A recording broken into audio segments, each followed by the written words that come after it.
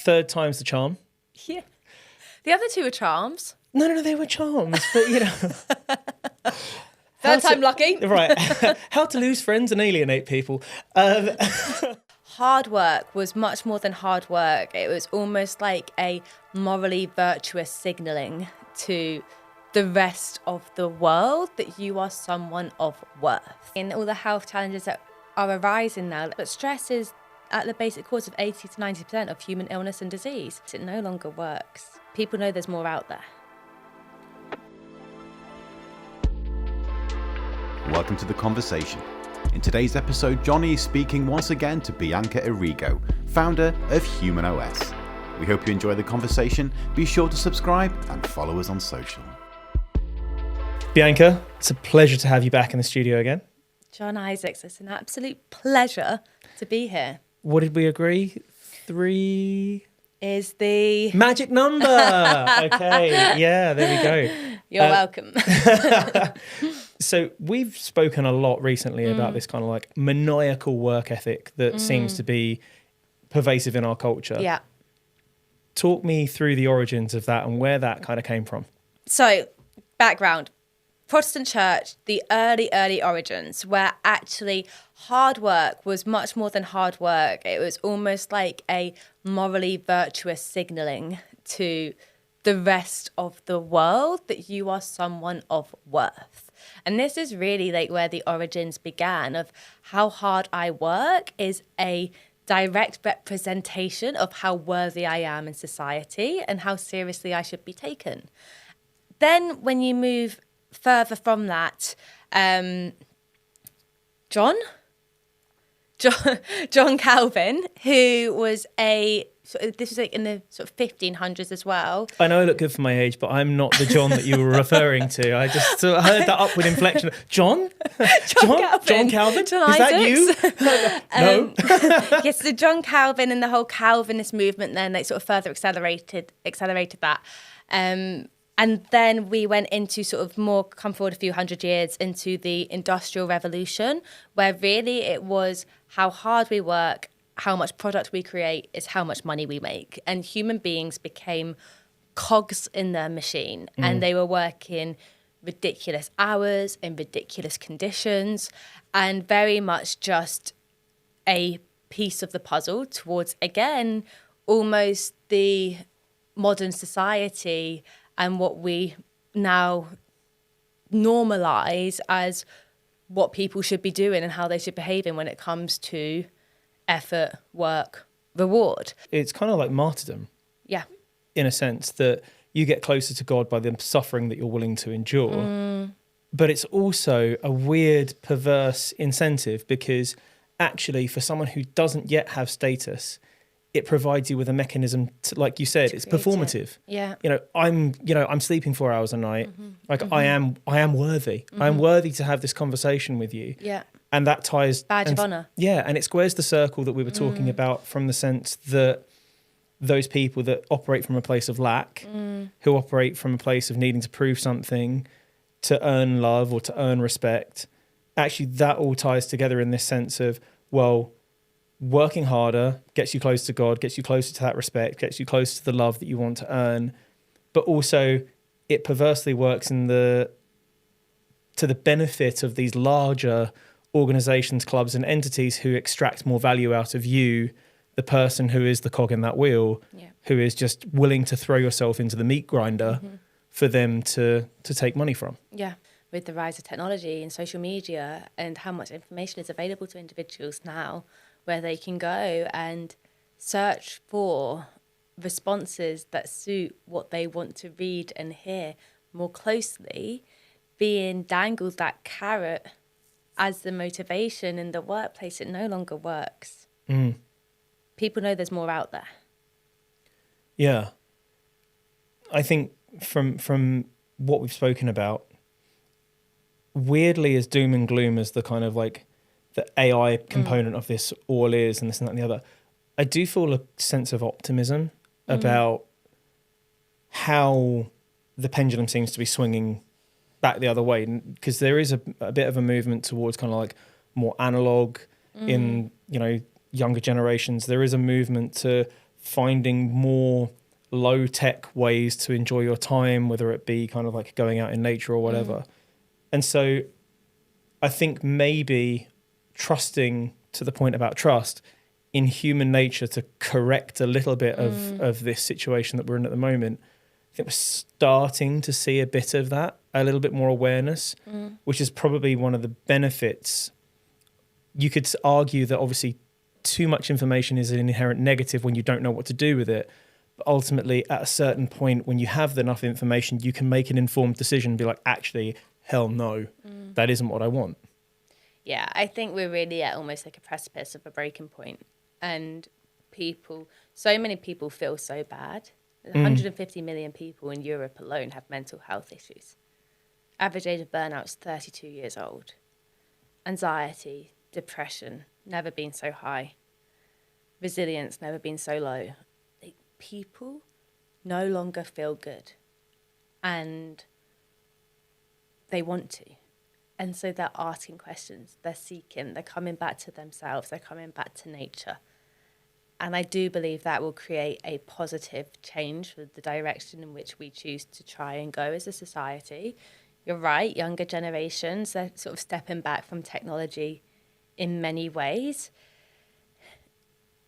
It's almost like global warming and how much damage has been done and how easy is it going to be to reverse. And that's kind of where now it's going to come down again to real intentionality. It has to be at government, societal, global level. Like, we need to be reframing and rethinking, what are these policies? What are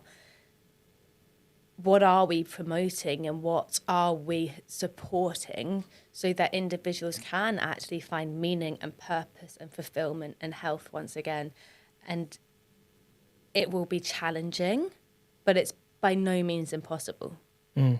Again, we spoke about the kind of the LinkedIn statistics around kind of like the 1% of creators, the 3% of people who actually engage and comment, and then the 97% of people who are observers. And it makes me think about those people who often create the content are the people who are in those positions or aspire to be in those positions, and they hire teams and they have mechanisms that allow for them to be able to do that.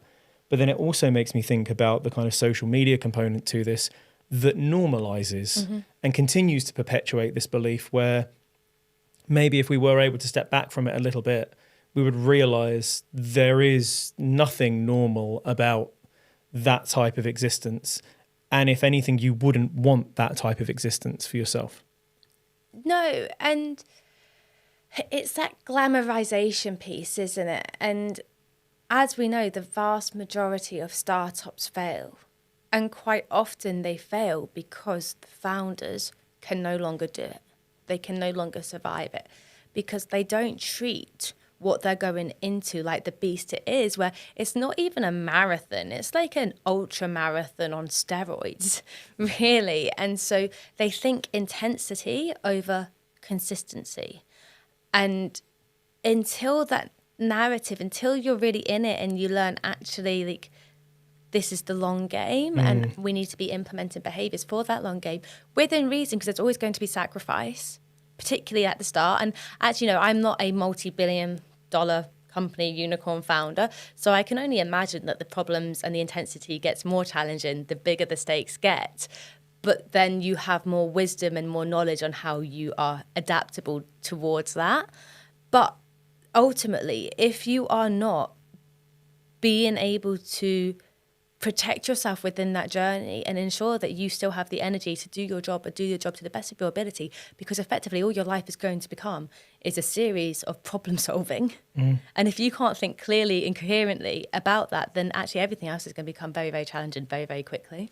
Does a large component of that come down to the people that you have around you as well, in the sense that to build this sort of integration, this emotional resilience to solve these problems and overcome these challenges, you probably need to have some degree of emotional regulation. And you won't necessarily always just get that innately. That won't just always come from you. It will come from the people around you. But as you were talking there about, that multi-billion-dollar founder, or presumably as they go up that pyramid, they then surround themselves with people that they can offload some of those other things. Because if you had to deal with all of the different aspects or components or problems of the organization, and you were expected as one person to have all of those answers, you'd lose your mind. Yeah, of course. So that kind of power of delegation, but then also but they're two different things, right? There's the business and the business problems, which is one thing,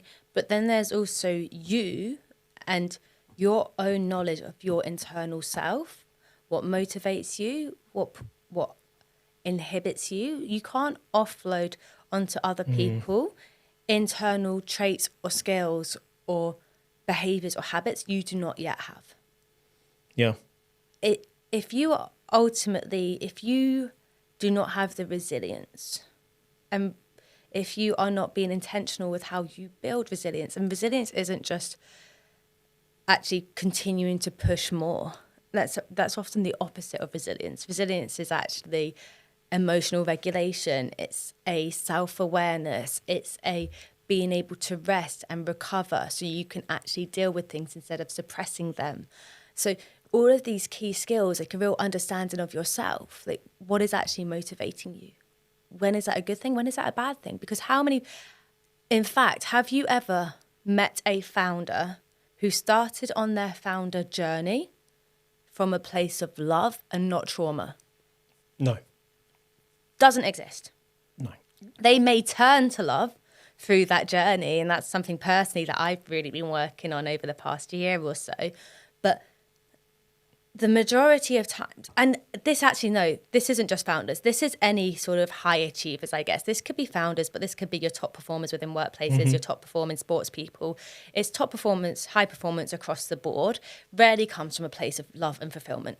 It often comes from a place of lack, whether that's a lack of love from your parents, whether that's a lack of acceptance from your childhood friends, whether that's a lack of knowledge and not being able to perform in school as you would want, all the way through to more traumatic things like childhood abuse, grief.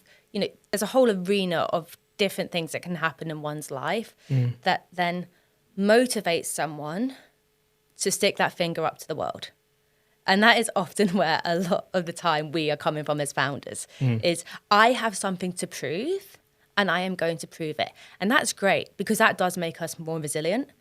It keeps us going when most people will quit. Oh, 100%. It gives you that grit and that determination. None of these are bad things, but it also is what will ultimately tear you down if you are not aware, because it's also what will mean that you will never be able to have boundaries, never able to prioritize what's important in life outside of just work, never give yourself the self-compassion you deserve, never give yourself the recovery that you deserve. And ultimately, it'll be why, if you're so lucky to get there on your deathbed, when you're an old person in your 80s, 90s, in today's society, 120s or whatever it may be, and you've achieved everything in life, and yet you feel like you have nothing. I mean, that is such a profound point. The founders, entrepreneurs, high achievers, I do think that you're completely right. The place, I don't know anyone who's started that journey who has come from a place of already feeling abundant, who has started that journey from a place of love. Because ultimately it does come down to there is a feeling of inadequacy. Yeah. Pain. Yeah. There is always that I have to earn the love of someone. I have to stick earn to the respect things. of my dad that I've never had. I have to show that childhood bully. I have to teach that school that I'm smart. Yeah. All of these things that we hear all of the time. So this is a very odd segue. But love an odd segue. But kind of like, so this as well, I think we're seeing a bit of a shift here. And maybe this is just from my own perspective, part of the journey that I'm on of, becoming a dad and all this sort of stuff. And maybe I'm getting more in touch with the warm and fuzzies. But I do think that there is a little bit more of a rejection of the kind of drive to be, that super 0.01%. If it comes at the expense of family connection, that fulfillment part. And I guess the question that I've got there is, with that, has that come as a result of what we're seeing on the kind of global stage, the founders that maybe were once admired, those people that we pedestalized, we're now maybe seeing actually, you know what they believe in and what they're promoting isn't something that I want to be a part of, isn't something that I recognize as being positive in a human sense. And so there is a rejection of that perspective and view. Yeah, it's a great point. And I think there's two sides to this, and there's the yes and there's the no. There's been a real societal shift over the 6+ years. COVID-19 shining a spotlight for the first time. Many people actually questioning what they want from life, feeling unsafe in life, understanding that there's things that go on far outside of their control. And for many, that's not really something they experience until you go through illness or losing a loved one, or, you know, you go through something that is genuinely really challenging and worldview questioning. But then the pandemic did that at scale. Then you follow on from that, and economic uncertainty, political unrest, particularly at the moment with everything that's going on, geopolitical factors feeling like they're getting closer and closer to home. And again, this ridiculous naivety that people have in the Western world, that these things that are happening don't impact them because they're so disconnected from other human beings purely because of winning the ovarian lottery and wherever they were born. That's a whole different rabbit hole for a different day. But then also like the rise of AI, and of course like how quickly technology is moving. And so there's a lot of these factors at play that are making people really question, like, who am I? What do I want? What is important to me? And how am I going to be more intentional towards that? Absolutely.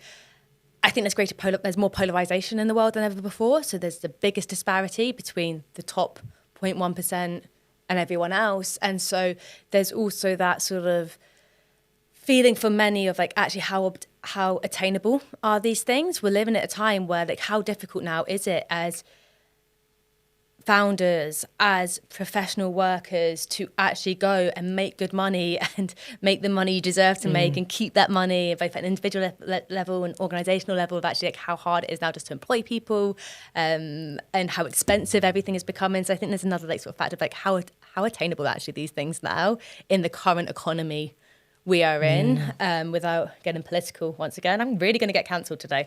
No, you're okay. I think everyone's feeling much the same thing. And if you ask any founder, ask anyone trying to run a business, even if they're operating in a business that is not their own, exactly, they will tell you how challenging the for sure environment it's a is. really challenging time. So that makes people question as well. But then I also think there is a lot of what once was associated as like toxic habits or behaviors have almost just sort of been rebranded. So what was toxic tell hustle? me more. I am very curious about this. So this like almost soft era online world we're now seeing. So your morning journaling and your breath work and the 5 a.m. routines.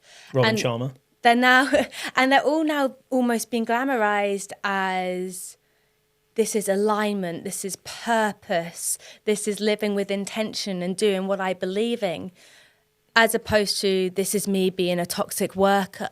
And so it's the same attributes, just wearing a different costume. Of course. And just being labelled in different ways. Well, it's you're taking something that is, you know, it is potentially the right thing for one person, but one size fits one. Yeah. And then saying like to a whole load of other people, you need to get up before the sun rises. You need to do your meditation, your breath work. You need to journal. You need to have your juice cleanse and all this sort of stuff. And if you're not doing that, you're a horrible human being. Yeah. Like it's as you say, it's replacing one part of toxicity, bringing it into the workplace. But now it's like, oh, no, we're just going to move it and shift it over into your non-working life. Exactly. And if you're not achieving here, then you're equally not achieving. Yeah, and also like on the point of are people moving away from this like toxic behavior, again, it's just like a slight evolution of what that toxic behavior may look like. And again, there's nothing wrong with these things if they genuinely work for you and they genuinely serve you. Do I get up at 5 a.m. every day? Yes, because I really love the mornings. I'm a morning person. Am I asleep by 8:30 p.m.? Yes, because I get up at 5. And so it's not like, again, it's not black and white, but I think we have to be really careful, because a lot of what we're being shown, or this narrative that we think may be evolving, like, are our nervous systems actually more regulated? Probably not. Is ambition on the decline? I personally don't think so.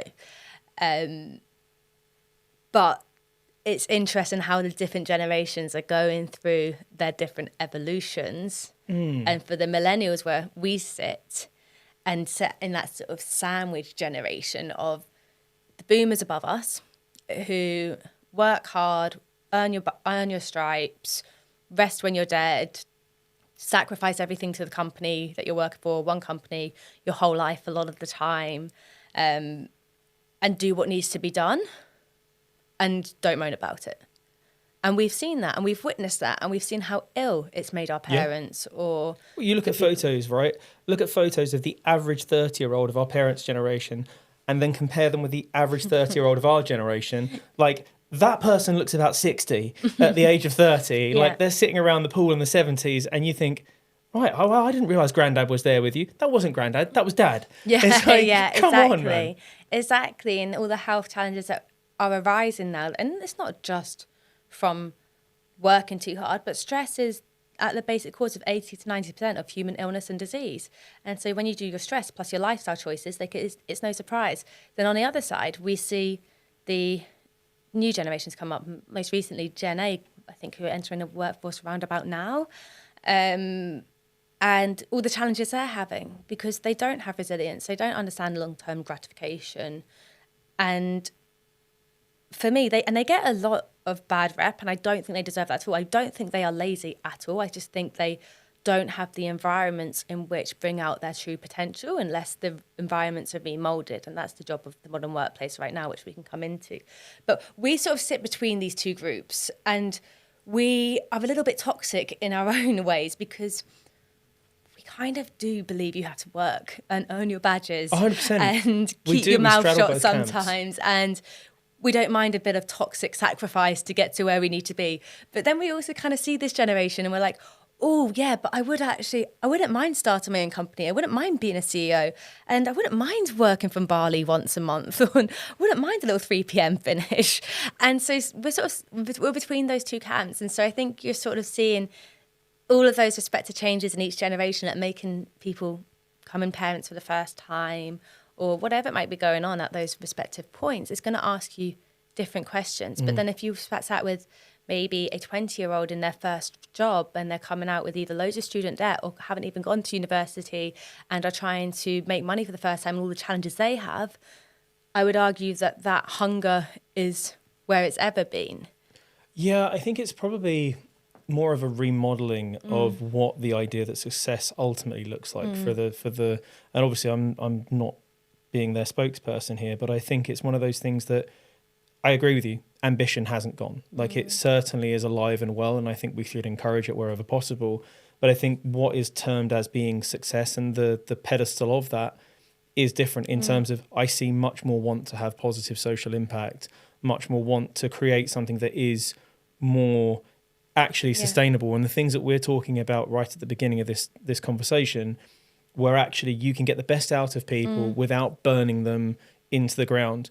Whereas those previous generations have failed at that, because I think that we are seeing a financial implosion in the way that we have essentially recklessly gone after the generation of value and wealth, which has only benefited a small cohort of people, and that has left us feeling more and more disillusioned. And then to the point about Gen A, we've got unfettered access to technology, social media, an infinite amount of information.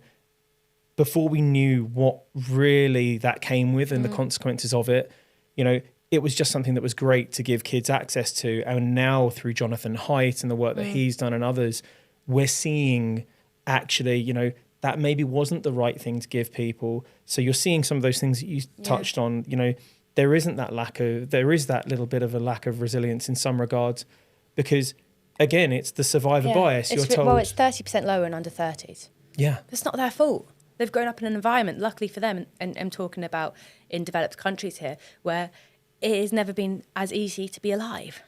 So why would you learn a critical survival trait in a world that is instantly available to you?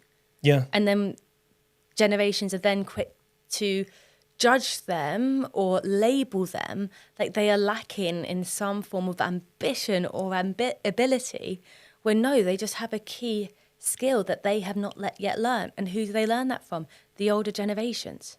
yeah. It's our responsibility to do that. And you're right in terms of what's motivated people, because if you can look at the workplace data for this, and we know that 83% of people now will consider work-life balance as a deal breaker. In the last year alone, we've seen a 10% increase in individuals not taking a job because they didn't believe that the organisation's values aligned with them as individual values. And this doesn't mean that everyone has to go and be a purpose-driven, mission-driven organisation. But it does mean people want to know, what are you about? What is the mission you are on? What are you trying to serve? How am I part of that? How can I co-create and how can I make an impact? Why is it important and why am I important to it? If you can't answer that as an organisation or as a society, people aren't interested. Because the world is too big now and too available now for people to settle for anything less than they think they deserve or can align to or can attach to. Well, I think that's part of the new salary sacrifice piece, right? People are actively sacrificing salary to work for a company that they are very clear about their values. They're very clear about the mission. They're very clear about the fact that we're not going to have too much intrusion in your personal life and set unreasonable expectations. That's something that we're definitely seeing, where people are, making those conscious decisions to maybe get less of a salary but have more of a balance. Yeah, and that's not to say salary is not important. It absolutely is.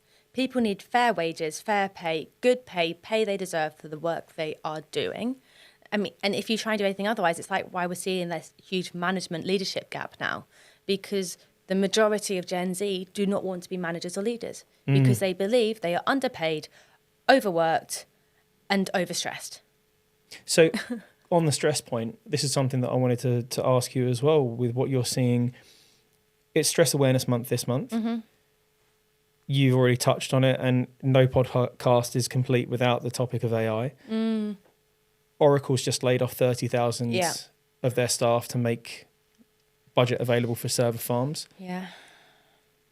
How do we address this problem of ambient stress and anxiety when at a time where everyone is feeling like their job might be on the line because companies are making cuts to make way for computers to do their jobs, when actually what I'm personally seeing, the computers aren't even ready to make that. I would never sacrifice human capital and the creativity that comes with for a bot. It can help do a job quicker. It's a calculator, but it's not a replacement. How are you seeing this kind of like with the organizations that you're working with? Obviously, I'm not putting you on too hot a footing here because I know that you work with some pretty big boys in companies and whatnot. So that you're right. There is a lot of fear. There is a lot of anxiety. There's a lot of scary headlines. It doesn't help when you have the likes of Musk. What did he give himself? A $1 trillion dividend to bring out how many robots in the next few years? I think it was like 1 million humanoids. I'm not quite sure on the exact numbers, but it's the largest dividend, obviously, in history. And that was, as he, in his words, to motivate him to bring out these robots that effectively are going to replace people. And if we want to be really honest about this and not wrap this up in cotton wool, which I think is important without being depressing, because I'll come on to the opportunity as well. But ultimately, the problem we have at the moment is we're in an arms race where the most intelligent, most powerful people in the world want to be the first one to produce this Generative, general AI, and the first, effectively, in very layman's terms, self-thinking, self-intelligent form of artificial intelligence. The issue with that is when that does arise, the complexities that are associated with what that really means for humanity. And that is scary. And I think actually it would be a lot scarier if people really even understood what it meant. I think a lot of people turn a blind eye to it or don't even really understand the gravity of the situation, which is no bad thing. Now, unfortunately, I don't believe you're going to stop that race. No. But ultimately, in the same breath, without getting too Illuminati about this, you could argue that the world is already controlled by about 6 families. And so this actually is nothing new. The only problem with this is the rate at which change is going to occur and what could then be the products of this happening. If we draw it back into what does that mean now in society, in the workplace? Yes, there's a lot of automation going on. We know it's harder than ever for people to get their sort of first foot in the door. Entry-level jobs are pretty much being eliminated in so many areas. We're even seeing, not with the companies I work with, I will add that, but we're seeing big HR people leaders openly talk and speak out about how they're making thousands of people redundant through streamlining their HR services and their HR processes and automation. And so they're talking about their own teams and then the wider company, and almost in a way where they're like, listen, this is how you do it. We have really achieved something here. So the fear that creates, because these are the people that individuals associate with the sense of security in the workplace. So it is a really, really anxiety-provoking time for many. There is going to be a lot of change that occurs. I believe the positive is there are a lot of leaders that do actually care. We saw at Davos this year that they actually openly called out for, they called it a societal rupture. And they said that the societal rupture is occurring from AI and automation, and actually they called on the leaders to, and they said it's never been so important to invest in your humans and to put trust back at the center of everything.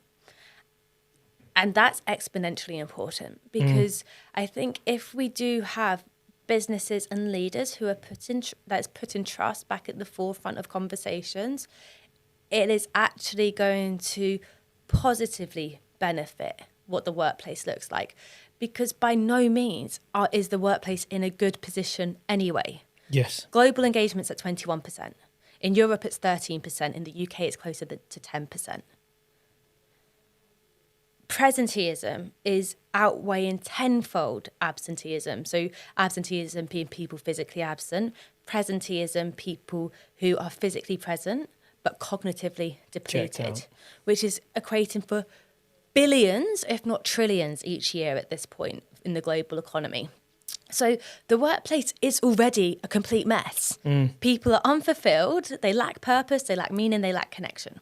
So it's not like AI is going to come and then suddenly completely implode this perfect picture we have. Like AI is just further damaging something that is already really broken for most anyway. And so actually, is AI going to shine the spotlight finally into the workplace where leaders say, oh, okay, actually, I should probably do something about this. Yeah. What does trust look like? What does psychological safety look like? What does communication look like here? What does healthy conflict look like here? All of these fundamentals to a high-performing, optimized, innovative workplace that for the vast majority right now does not exist. Yeah. Obviously there's ambition, there's the want to do something, but it's so romanticized in terms of what it actually means. Like if I was to if someone to ask me, what is it really like? Like warts and all, I'd kind of be, you'd have to say, like, sit down. I'm going to give you the real, you really want to know? It's going to involve, unfortunately, a lot more stress than you ever thought it was possible to navigate. You're going to be balancing spreadsheets. You're going to be looking at admin. You're going to be looking at all number of things that you never thought you'd have to worry on top of focusing on having the vision to build the business. Because in those early days especially, you don't have the skills or the luxury of having a budget.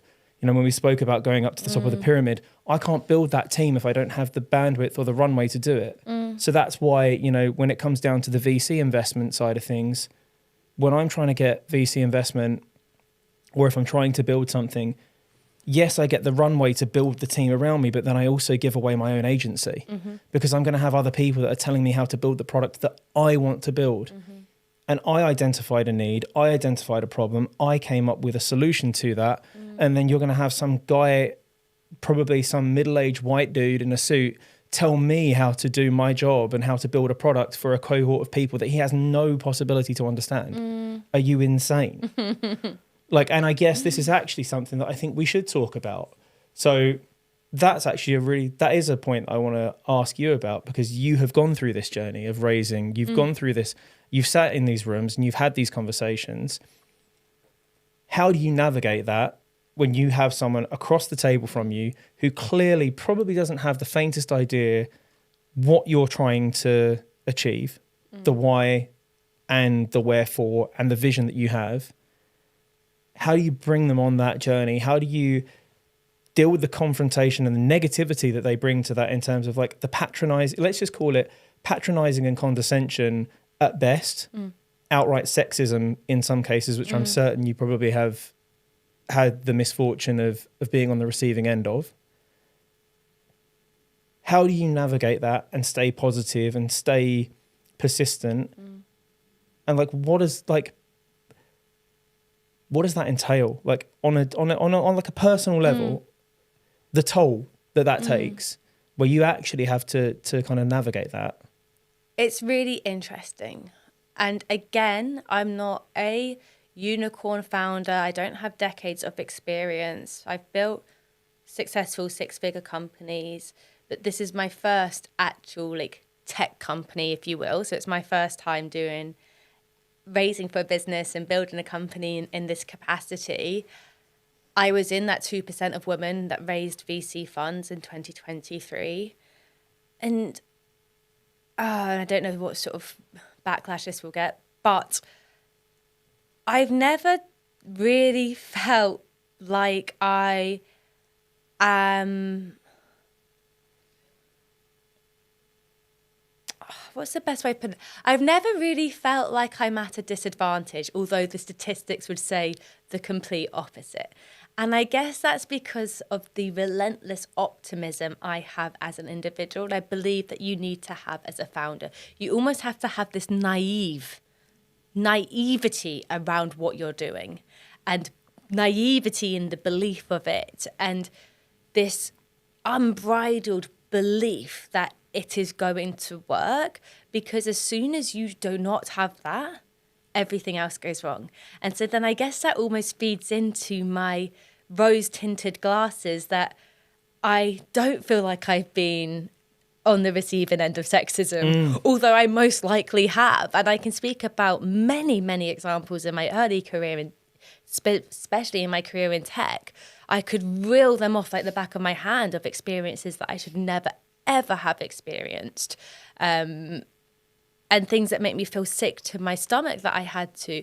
And it was so normalized too. But again, there's this, and again, right or wrong, but I am a woman in a male-dominated industry, in a male-dominated investment world, and you have to be able to hold your own. And I don't believe this is a male versus female, if you want to make it super simplistic or whatever, however you want to go by.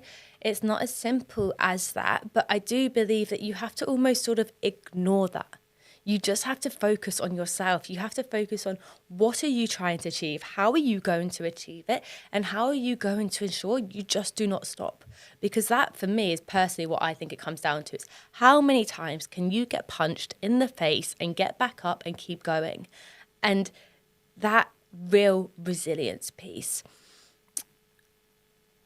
it takes its toll. And anyone who says otherwise is lying. Me personally, I say very openly, the first 2 years of HumanOS was, aside the year I lost my dad, the hardest years of my life. It was miserable. People speak about peaks and troughs. It was a trough of despair. It was I want to quit every single day. This hurts. This is uncomfortable. This is scary. This is unknown. But again, I believe in what I'm doing, so I'm not going to stop. And for me, it really took its impact and its toll on my mental health towards the end of last year, really. And I think it was... Rejection is a natural part of being a business owner. Yes. You are going to get constantly rejected. You are going to get constantly criticised. You are going to constantly be told you should do this instead, or you should do that, or have you thought about this? And if you are not really, really, really aware of the inputs of your environment, that's going to go straight into your subconscious. But it went into my subconscious, and eventually it turned into, I am not enough. I am not good enough. I am not worthy. I am a failure. I should be different. And I didn't even realize that had happened until it was too late. And that's like when we spoke about this intertwining of your self-worth and your business success. And again, not just founders, but any high performers. If you attribute your own self-worth to how well your company or your quarter or your sales targets are going or not going, you are setting yourself up for failure. Yeah. Because these are two very, very different things. And as soon as you can separate those things and tying into then, okay, as founders or high performers, how do you rest? How do you recover? How do you sit in that room with the VC and have the conversation you want to have? When do you know to let go of control? When do you know when to hold control? You have to be able to detach from the ego. Yeah. You have to always be thinking about what is the outcome I am trying to achieve? What is the fastest, most effective way of getting there? And detaching your self-worth from that journey, because if you cannot do that, you won't make the right decisions. Yeah. I love that answer so much. And I'm really appreciative of the honesty that you have around that answer, in the sense that your optimism, the way that you approach the situation, the way that you've kind of like dealt with it, in the sense of like, I don't even see it. Like, that is such a powerful way to kind of approach it, to see, and then also in certain circumstances, take the criticism or the negative comments and actually see them as, okay, well, what positive can I take from this? Is there a grain of truth in one of those negative things? Something that I can work on, something that I can reframe for that. And or just get really good at ignoring it. Yeah. 'Cause everyone has an opinion. Of course. And everyone has an opinion, usually when they would have no ability to do what you're doing or take the risks that you're taking. So be very careful. Who are you listening to the opinions Well, it's of? like you don't go to marriage advice from a person who's been divorced 3 times. Exactly. I'm not going to ask that and if person. they haven't been in your shoes, why are you listening? 100%. And I really also, I think we take it all a little bit too seriously. I really do. It's a company. How many companies have there been? How many companies are there going to be? And so also it's almost this reminder that I try to give to myself of our significant insignificance. Yes, we are the most beautiful, amazing, without going to woohoo here, which I love to do sometimes. Like, we are complete miracles exactly as we are. And we're having this incredible human experience for however many decades we may be so lucky to have. But we are also so one of so many. And we put a complete spotlight on our lives. But really, like, is this a real... I ask myself every day, is this a real problem? Because what was a real problem? My dad dying. What was real pain? Having to experience that, losing him, rebuilding myself, getting myself off that hospital bed. That was real pain. Losing a deal, even losing a company. Of course it's not enjoyable. Of course it's not what we want. But actually, it is not the end of the world. You are worthy just as you are. You will learn. If you so want to, you will go again. Like, this will be either a success or a learning. And it sounds so cliche, but I think as soon as we can start to detach and really put a perspective of, like, if this is my life and this is a dot, how big is that dot really? From the moment I took my first breath to the moment I take my last. And for me, it then creates more fun around it. It creates more lightness around it. I don't ignore the importance of it, and I take it really seriously, but I also try and put that perspective on it of when I'm having those really bad days. Actually, my platform's gone down for half an hour. Great. People realise I have a platform people are using, so it's gone down. I remember the first time HumanOS went down, I was so happy. The team thought I'd lost my marbles. And everyone's like, are you okay? And I was like, we've got a platform that's gone down and people have noticed it. Yeah. Like, it's how you perceive these things are really going to make the process of what you are doing enjoyable or blooming miserable. And I know which one I would rather. And so I wake up every day and I almost treat it like a game of snakes and ladders. Yeah. So I roll the dice and sometimes I hit a ladder. Brilliant, win, let's effing go. And sometimes I hit a snake. And we're going back 10 steps and we're learning. But it doesn't matter because the next day we're going to wake up and we're going to roll that dice again. Yeah. I think that's a beautiful place to end this one. If people want to find out more, where should they go? Where can they find you? How can they reach you? HumanOS.co.uk is our website. Bianca Errigo, ERRIGO, LinkedIn. They're probably, the best spots for us, available for all things wellness. That's it. Amazing.